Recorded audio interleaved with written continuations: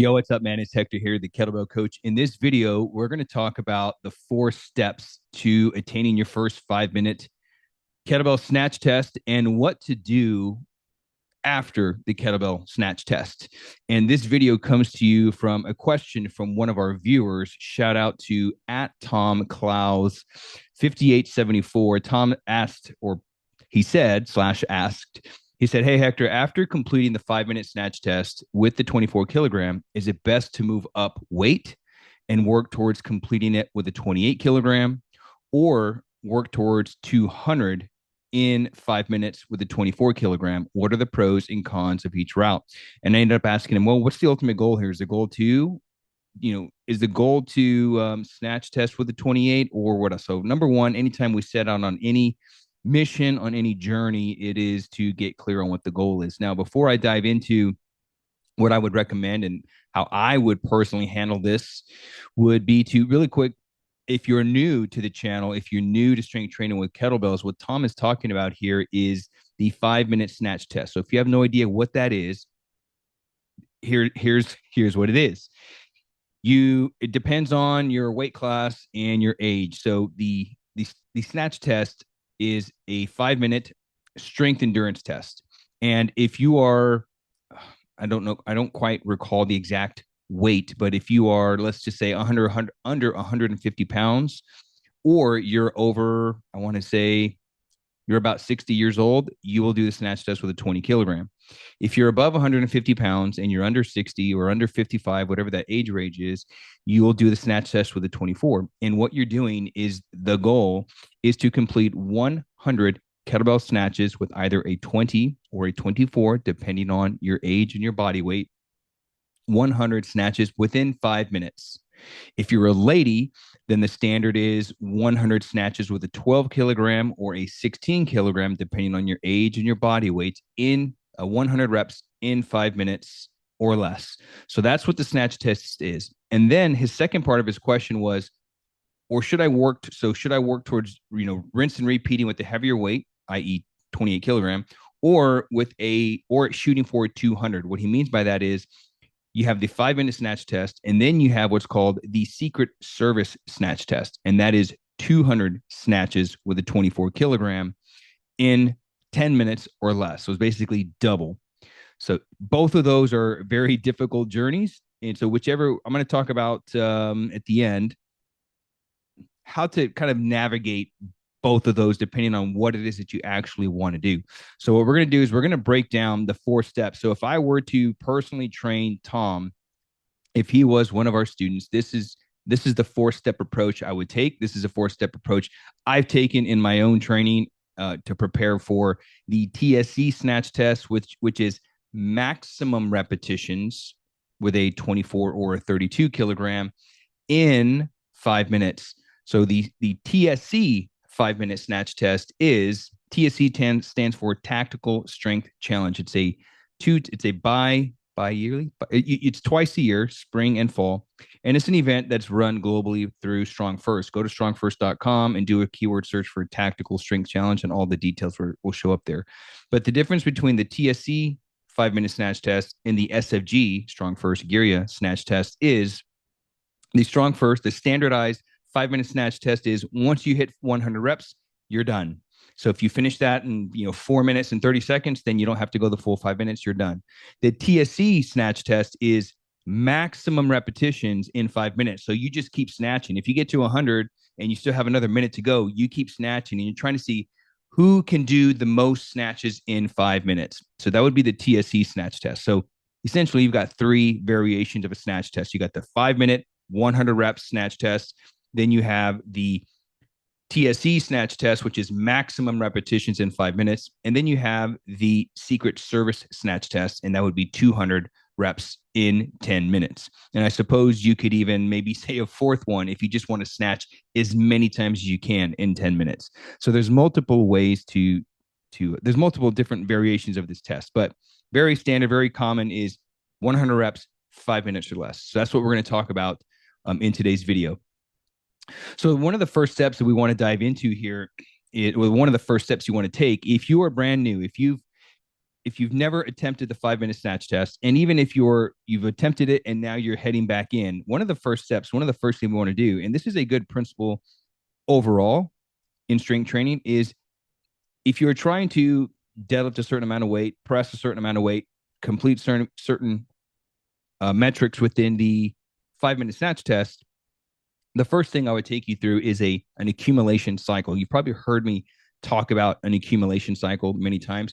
Essentially, what you're trying to do is you're trying to build your base of volume, really. So if you're new to strength training with kettlebells and maybe you want to attempt your first 5 minute snatch test, I would take you through probably multiple accumulation cycles. The goal is to build your base of volume. And also, what that allows you to do is it allows you to practice your skills. That's an essential part because I talked about this ad nauseum. Your skills are your default settings. As you get tired and as you fatigue in the snatch test, and you will, it's a very difficult challenge. You will revert back to your training. You will revert back to the skills that you've developed along the way. So as you're going through an accumulation cycle, you can work on practicing, you can develop your skills, you can develop the strength in your hands and your fingers. That's the key thing. Your hands, your grip will give out faster than your legs will. Your legs, your glutes, your back are the most powerful parts of your body. The weak point is going to be your grip. So you definitely want to work on training your grip. And the best way to do that is just by doing snatches. You can do heavy swings if you wanted to, but me in particular, I like to keep the goal, the focus, the focus. There's nothing wrong with adding in some heavy one-arm swings in there to supplement, but I would stay focused on snatching. Like if you want to get better at the thing, do the thing. That's just how I look at things. If you want to get better at jujitsu, you got to do jujitsu. You want to get better at kettlebell snatches, you got to do more kettlebell snatches. Okay. So I would work on accumulating your volume, building the endurance, building your skills, and then developing your grip strength. Probably what I would do, one of the most common things that happen with guys when they're training the snatch test is getting hand tears. And usually hand tears it's an indicator that you're over gripping the bell. And we tend to over grip the bell when we're not confident in the strength of our fingers. So you got to develop finger strength. And you do that by snatching kettlebells. You can do that by hanging off of like a pull-up bar. You can do that by doing some heavy farmer's carries. That would be good, like auxiliary work as you're building your grip strength. And of course, getting your volume in with your snatches. So here is an example of what an accumulation cycle could look like. I would snatch 3 days per week. I would have a heavy day, a light day, and a medium day. And I would run that in that exact order. So let's say Monday, Wednesday, Friday, I would do Friday as heavy day. I would do Wednesday, like something like a day in the middle of the week. So Wednesday, Thursday would be the light day. And then the end of the week would be a medium day. Why would I do that? Well, this is where auto-regulated training comes in very handy. It's in the beginning stages. It's when you're trying to practice your skills. It's when you're trying to accumulate volume. This is a really good time to integrate that. And what we do with that heavy day on day one is we allow that day to set the pace, to set the tone for the rest of the week. So example, it would look like this. Let's say I'm doing sets of 7 snatches. And I like doing sets of 7, 8, and 9 because, and I'm going to get more into that in my second step, is really to start building your tempo, your cadence, and your speed. So I like 7, 8, and 9 because you can do that many reps within 15 seconds. Sets of 10 snatches, it will likely take you anywhere between 18 and 20 seconds. Okay, just depends on your cadence, really. But I like sets of 7, 8, and 9 because number one, they're not 10, and it's allowing me to train in 70 to 90% of my. Let's say your maximum repetitions is 19. It won't 10. It's not going to be, but let's just say, to keep things simple. If I'm doing sets of 7, I'm training at 70%, and that's where strength is built, and that's 70 to 80%, touching in those 90% zones as well.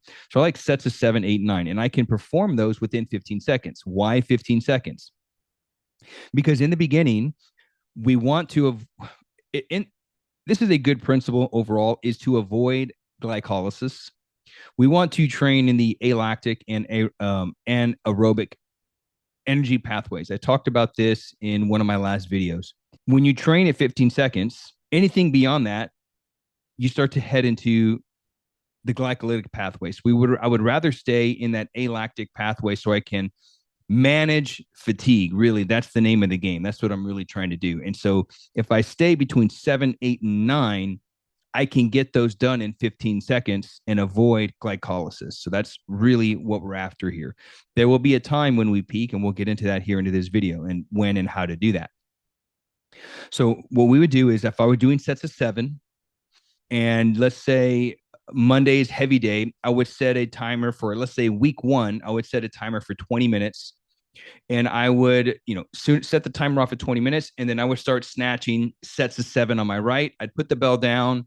When I feel like I'm ready to go again, then I'll do 7 snatches on my left side.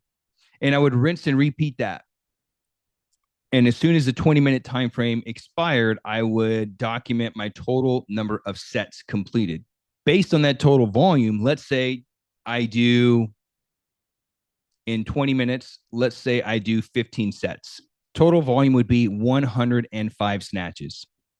So that would set the tone, and that would set the tone for the rest of the week. So I would establish the most I was able to do. That was my heavy day. I did 15 sets of 7. That would be 105 snatches. So then on the next day, that would be the light day. In that light day, I'd probably do 50% of day 1's volume. So if I did 15 total sets at 7, that would be 105 snatches. And if I wanted to do about half of that, I'd probably do 7 or 8 sets of 7. So let's say I did 8 sets of 7. That would be 56 snatches on Wednesday.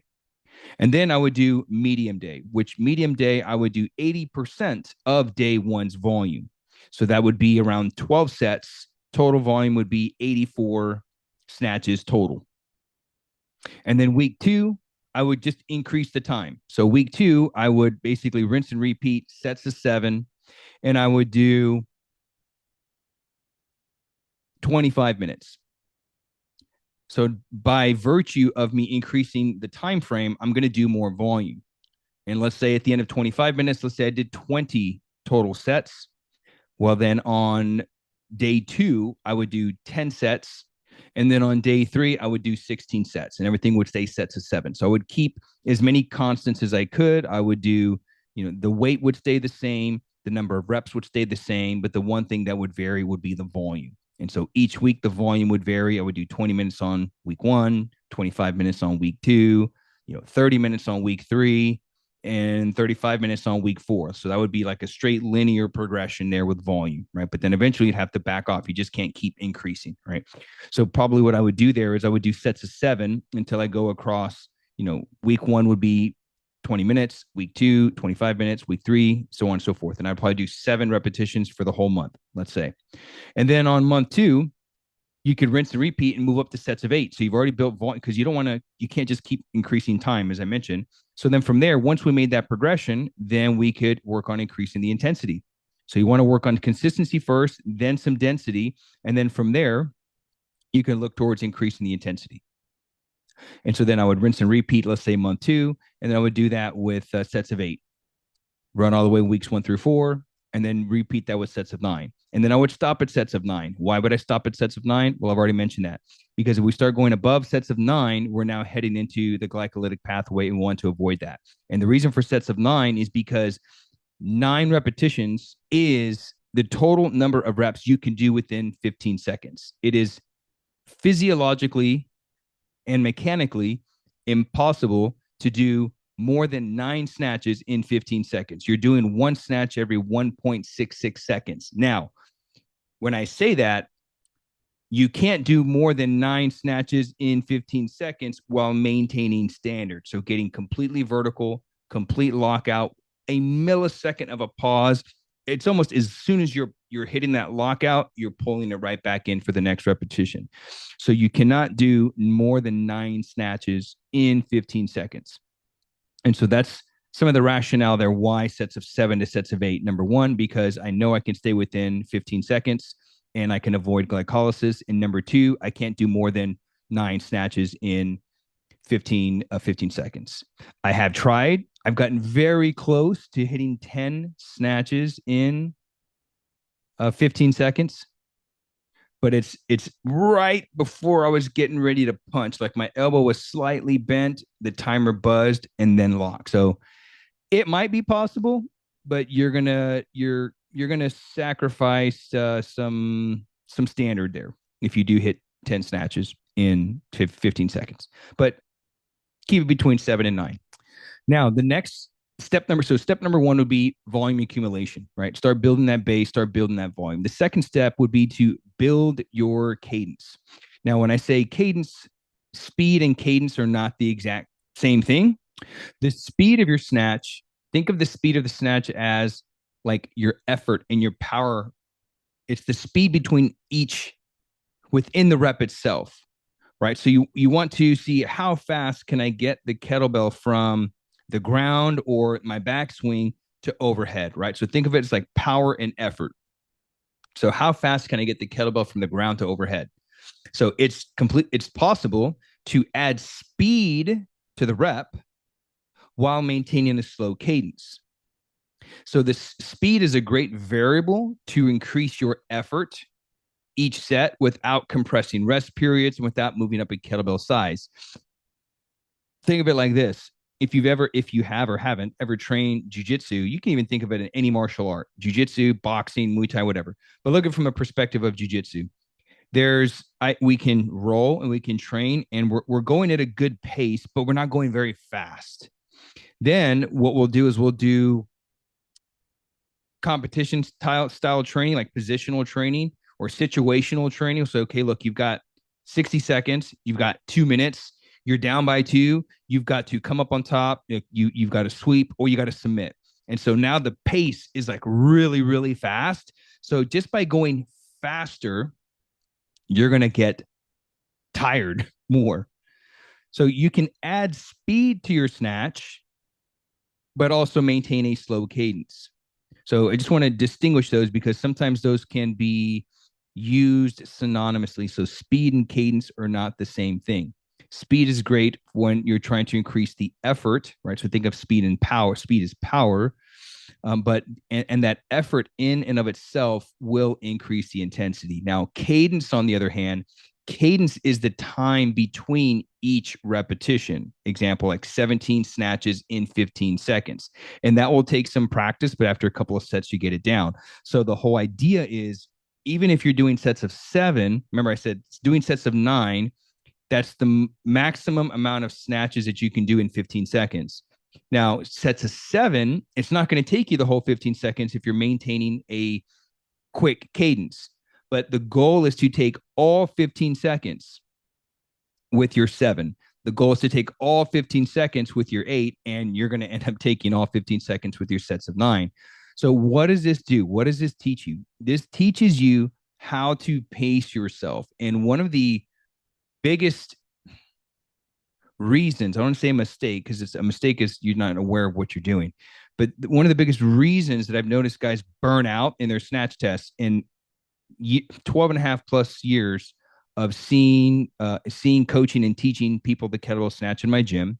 And then after years of, working through and leading and teaching certifications with Strong First, one of the biggest reasons people will fail their snatch tests, number one, either they don't know how, they didn't or didn't know how to take care of their hands. So hand care, I would say that's one of the most overlooked aspects of the snatch test. So hand care, right? Training your grip. Number two would be not knowing how to pace themselves. So sometimes when we start snatching, we go too fast, like too fast of a cadence right out of the gate. We're knocking out repetitions. And then they burn out by the 3-minute mark. Their grip is done and they can't keep up. Or towards the end of the snatch, they don't know how to increase the cadence and really push the pedal to the metal. So developing your cadence is going to be essential towards really owning your first 5-minute snatch test. And also, once you've done your first 5-minute snatch test, developing and moving up. So if you want to do more reps in the same time frame, or if you want to do a heavier weight, the goal, you really got to work on developing your cadence. So cadence is not the speed of the repetition from the ground to the top. Cadence is the amount of time between each rep. So you might have to, you'll snatch. If you're doing sets of 7, you'll snatch, slight pause, and fixate for a slight pause, snatch again. And that will take some practice to make sure that you take all 15 seconds for sets of 7. Same thing for sets of 8. And then for sets of 9, you got to push the pedal to the metal. Now, to hit 9 reps in 15 seconds, you're increasing both speed and cadence, right? So if you're snatching slow, if the bell is taking too long to get to the top, you're not going to be able to get 9 reps in 15 seconds. So in order to attain that, as you compress as you increase the volume, right, the density, then you're going to have to increase both speed and cadence. But it's possible to have an explosive snatch, but also take up all 15 seconds. So high speed, low cadence is something that you'll be doing for sets of 7, a little bit sets of 8, and then sets of 9, it's going to be all out. Okay. So that's the second step, is you want to work on building your cadence. Now, the third step is what I call snatch simulation. This is GLP. GLP stands for glycolytic peak. This is a 4-week glycolytic peak cycle. Now, once you get to this stage, all the work has been done. You've probably done 1 or 2 months of volume accumulation. So you've accumulated all the volume that you're going to need. You can't just keep increasing volume. And then the second month, you spent a good 4 weeks, maybe 6, maybe 8 weeks, right? So let's say you're prepping for 5 months or 6 months. So the first 2 months, you worked on building your volume. The second month, you worked on developing your speed and your cadence. So by the time you get to step 3, all the work has been done. Your endurance, like your power and your endurance, won't deteriorate. So we can kind of pull back, like kind of pump the brakes and pull back on that. And now we want to focus on peaking you glycolytically. And ultimately, what we're doing there is once a week, we're building your tolerance you're building your tolerance for acid, really, because you've got to build that burn. And what that does is that produces or creates a hormonal induced response to endurance. So you've got 2 different types of responses to endurance. You have an exercise induced hormonal response to endurance, and then you have an exercise induced response to endurance, and then you have a hormonal induced response to endurance. Now, here's what they are. And I like to use this as an example when I'm talking about jiu-jitsu, because I'll get those questions like, what kettlebell exercises do you recommend to improve my endurance for jiu-jitsu? Remember I said earlier, I am of the mind of, in order to get better at the thing, do the thing. So if you want to peak your endurance for jiu-jitsu, you need to train jiu-jitsu. Why? Because think of it as like fight or flight. When you get tired, when you face that adversity, the fight or flight is going to kick in. And if you've been trying to peak your endurance with exercise, running, kettlebells, or whatever, it's not going to carry over to the mat. You need to train in that exact environment, and you need to simulate the exact thing that you're doing, because then that creates a hormonal induced response. So whenever fear kicks in because you're getting beat up, you want to be able to train and not flee from that, basically. So exercise. So if you use the snatch to try to improve your endurance for jiu-jitsu, you're using an exercise to try to peak your endurance for jiu-jitsu, when it would be better to do jiu-jitsu. Now, peaking your snatch with snatching is a hormonal induced response for snatching, right? So that's why I would say, in order to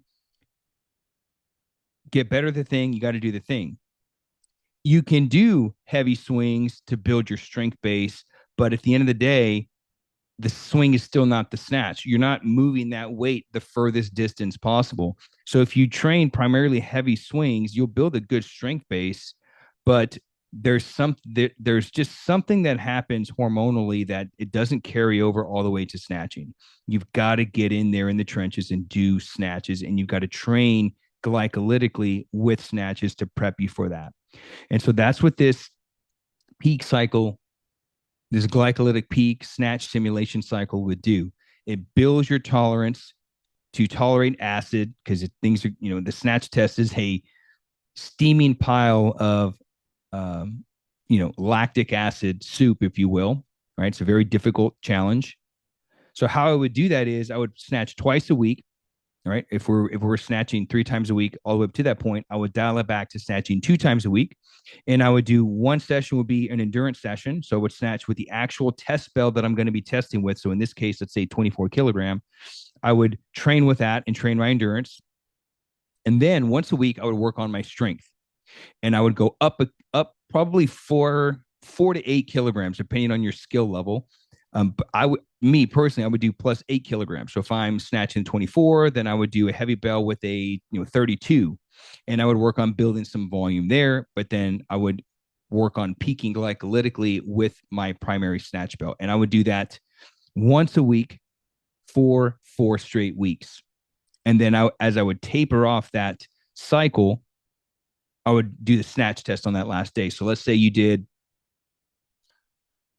like a 5-week cycle.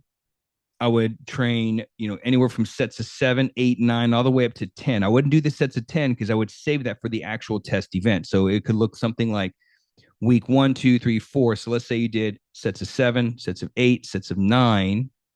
And then that 4th week, that last day of that 4th week, you would do sets of 10 on the minute for 5 minutes.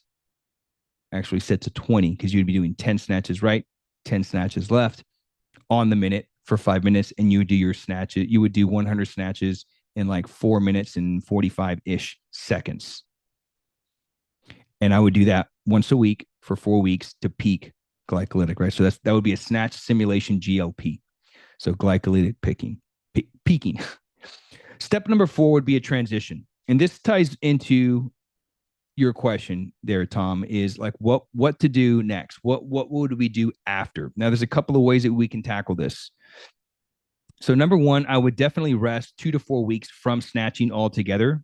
I would just completely change environments, work on some swings, work on some other skill sets, work on your press, work on some mobility, or just maybe get away from the kettlebell altogether and get out and go do some walking, some rucking, whatever. Just change the environment. That's probably what I would have you do if you were my personal training client, is I would have you get away from snatching altogether. And focus on recovery. After that, once we get back to the drawing board, which is the question, which was my second question to you, Tom, was, well, what's the goal here? Let's get clear on what the goal is. Do I want to do more reps, more weight? Which one do I want to do? Now, how I would personally do this, and what I would personally recommend to you if you were my one-on-one coaching client, is I like to exhaust all, what's the word I want to use here? I would want to reach my genetic potential, and I would want to exhaust all resources to attain that thing. So I would try to max out as much as I could do in 5 minutes. So if I did, let's say I did 5 minutes, like what was the result of my last snatch test, essentially? If I did the 5 minutes and I did 100, now I would evaluate that. Did I put the kettlebell down? If I did, how many times did I put the kettlebell down in that 5 minutes? I would rinse and repeat my efforts, like the steps 1 through 3 that I've covered above. I would rinse and repeat that, and I would do another snatch test. But if I put the bell down, 3 times, my goal is to put the bell down 2 times or no times. Once I can snatch from beginning to end without putting the bell down, boom, that's the first thing I would try to do. After I did that, then I would look into doing either more reps in 5 minutes, kind of like TSC style. I would look into doing that without putting the bell down, and then moving up weight. So it would look like this. 5 minutes, I did 100 snatches, and it took me, let's just say the whole 5 minutes. Well, in that 5 minutes, I put the bell down 3 times. Okay, I would take 2 to 4 weeks off, rinse, repeat the whole cycle, do the snatch test again. My goal is to go 2 times putting the bell down or no times, like top, beginning to end. Document that, rest 2 to 4 weeks after that. Now, what do I want to do?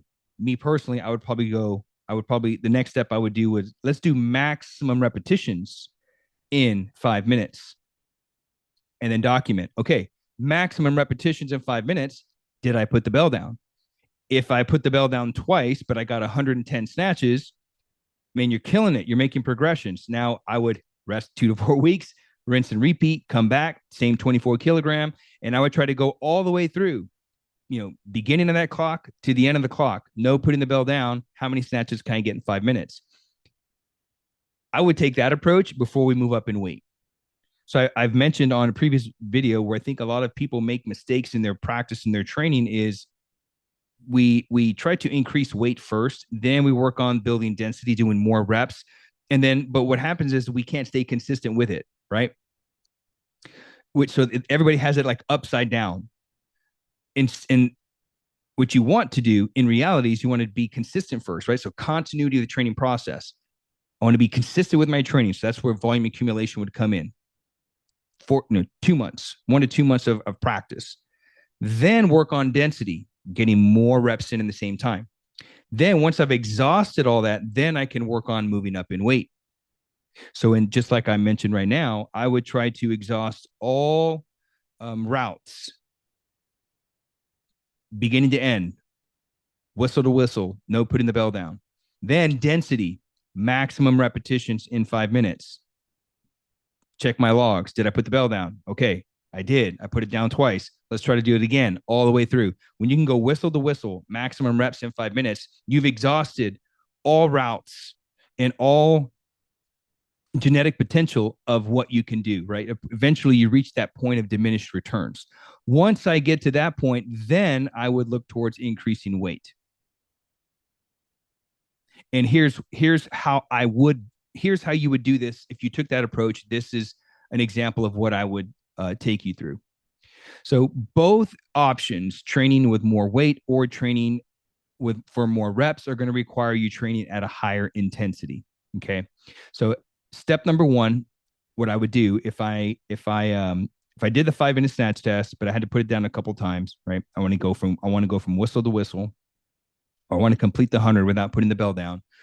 The first thing I would really work on doing is building the cadence, managing each rep all the way through all 100 reps. Now, I would look back at my last time. At what time did I finish the 5 minute snatch test? Did it take all 5 minutes, or did I finish at 1 minute and 30, 4 minutes, 30 seconds? Like, what was that time? I would take that and I would divide the reps by the time, and that will give you your snatch cadence per minute. So example, let's say it took all 5 minutes. You're roughly doing about 20 reps per minute. And if you're doing 20 reps per minute, let's say it's taking you 40 seconds to do both sides, like 10 and 10. It's taking you about 40 seconds, 45 seconds. And that would mean you're doing a snatch, probably one snatch every 2.5 seconds. So what I would do is increase the cadence, and I would try to do a snatch every 2 seconds instead of a snatch every a snatch every 2 seconds instead of a snatch every 2.5 seconds. So instead of finishing my set at 45 seconds, I would finish the set at 40 seconds. So I'm kind of starting to create some density there. And so what we're trying to do is just train at a higher cadence. So you're looking at doing from a snatch every 2.5 to a snatch every 2 seconds. And I would work on building my volume with that. Okay. I would probably also train with one bell, like my snatch bell, 1 day per week or 2 days per week. And then 1 day per week, go up a snatch size, kind of like the example of the glycolytic peak. 24 kilos. And then on, 1 day a week, likely somewhere in the middle of the week, I would do, either a 28 or 32 kilo just to work on some strength, and then return back to the 24. So that's the way that I would approach the more repetitions. Review your past snatch test results. What was the time? Divide the total reps by the time, and calculate how many snatches were how long does it take me to do one snatch? And then what was the total cadence for the whole minute? So if you're doing 20 reps in a minute, break that down. Okay, but I'm putting the bell down at about the 45-second mark. Then that means you're doing a snatch roughly every 2.5 seconds. Try to get it done to where you're doing your snatches one every 2 seconds. So that way you put the bell down at the 40-second mark, rest to the next minute, rinse and repeat. This is doing the test, This is for testing. Okay. You're figuring out what that is for the test. And then based on that, you would increase it. So now when you're doing your, sets of 7, 8, 9, whatever you decide to go with, the goal is to get a snatch done every 2 seconds. Okay. That would be the approach I would take for doing more repetitions. Now, when it comes to increasing weight, I would probably take a more of a strength approach, and I would work on, now that you understand how much volume you can do because you spent 2 months accumulating volume, track that total volume. How much volume did I do in a 2-month period? From there, I would start building out a cycle that would basically distribute that volume across multiple intensity zones, not just training with the 24 kilo, but I would distribute that across, let's say, 24 kilo, 28 kilo, 32 kilo. That way you're spending a little bit of time with each weight. And then once you establish what those weights are, I would set a rep max for each weight. So example, let's say I know I can do, based on the 2 months, let's say I was doing, 800 reps per month on average, let's say. You're doing 800 reps on average, you would break that volume down. Okay, this much volume is going to go towards the 24, this much volume is going to go with the 28, and then this much volume is going to go with the 32. And then I would take each weight individually and do a rep max. So it would look like this. I get the 24, and I would just snatch as fast and as explosive as I can. As soon as the bell slowed down, so this is where speed versus cadence comes in. The moment that the speed decreases, meaning not the cadence, but the amount of time it takes to go from the backswing to overhead, if that begins to slow down, the snatch is getting slower, I would stop the set. So let's say the set slows down around 18 reps. Around 18 reps, things start to slow down, which is likely going to happen because once you get above 15 seconds, you're no longer in your power pathway. You're now in the glycolytic pathway, right? So that's when things start to slow down. So we know that we can maintain absolute power for 15 seconds, which was the reason why I would stay with 7 sets, which is why I would stick with, me personally, sets of 7, 8, and 9. Okay.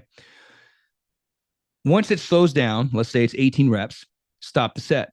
Rest about 5 minutes, 5 to 8 minutes. So that way creatine phosphate has completely restored. And then do the exact same thing on your left side or your non-dominant side, whatever side that is for you. So dominant side, non-dominant side. So your non-dominant side, you grab that 24 and you let it rip and you snatch as explosive as you can. Let's say the reps slow down around 16 reps, okay, because it's your non-dominant arm. Then that would be the primary rep. That would be the baseline, since it's the weaker of the two. So your rep max, okay, your speed test, this would be a speed test. Your speed would be 16. And then at that weight, I would train at 1/3 to 2/3 of that volume, which would be, you'd be doing anywhere from sets of 5 to sets of 9. Look at that. It's right on the money. You'd be doing sets of 5 to sets of 9. And so that would be your rep range with the 24. And then you do the same thing for the 28. Grab a 28, snatch, do a speed test. How many reps can I do? As soon as the bell slows down, document that. Let's say you do 12, and then you do it with the non-dominant side, you get 10. Well, 10 is your speed score. Then that 10 with the 28, you'd be doing anywhere from 3 reps to 6 reps. And you'll notice that these rep ranges keep you out of glycolysis. And you're training pure power, pure speed.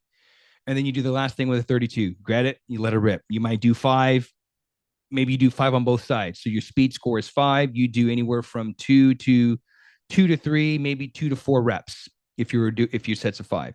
And then I would build my volume accumulation. I would build my volume across those weights with those rep ranges. And then from there, you can rinse and repeat the whole cycle. Started a volume accumulation, building your speed cadence, and then a glycolytic peak, and attempt a snatch test with a 28. See how you do. What's the total volume? Rinse and repeat everything that we just talked about. Did I put the bell down? Did I get it all done in 5 minutes? If I did get it done in all 5 minutes, how many times did I put the bell down? And then it's just a matter of rinse and repeat, right? It's just like it's up, a couple steps down, up, a couple steps down. Okay. So that would be the approach. And those would be the 4 steps to building your first 5-minute snatch test. So whether you're super experienced or you're working your way towards your first snatch test, these would be the 4 steps that I would take you through if you were one of my personal training clients. All right. So hopefully, Tom, that helps you out. If you've got questions, please drop them in the comments below. If you like this video, if this video was helpful for you, do me a favor, subscribe to the channel so that way you get notified of more kettlebell content. Hit the like button, turn on notifications so you're notified of that kettlebell content. And more importantly, guys, if you really want to help me grow this channel, share this with a friend. Share it to someone who you know likes kettlebells, is using them, and just want to ultimately they want to become the strongest, most elite version of themselves, and they want to use kettlebells on how to do that. Do me a favor, share the channel with others, like it, subscribe. Now, with that said, if you want to know how to put all this into a done-for-you training system, we've got a full-blown course on how to do this. It's called the Snatch Blueprint. So I will put that in the description below. If you want to grab a copy of that, we super appreciate that. We can help you out. You'll become one of our private members inside the academy within Snatch Blueprint. It's got several training plans. It's got an entire snatch test strategy. Everything that I just talked about today is all built out for you in 3 exact training cycles: volume accumulation, building your cadence, and snatch stimulation GLP, right? So building your glycolytic pathway.